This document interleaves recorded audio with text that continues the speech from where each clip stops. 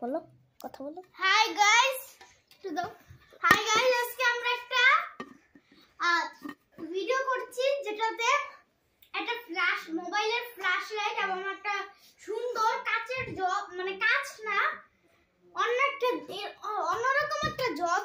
এই জগটা দিয়ে, এই জগটা এই ডিজাইন করা আছে, কিন্তু এই জগটা আমরা মোবাইলটা খুলে ফ্ল্যাশ লাইট আছে, এই যে ফ্ল্যাশ লাইট আছে না, ফ্ল্যাশ লাইটে টিপ দিব, তারপরে লাইট জ্বলবে।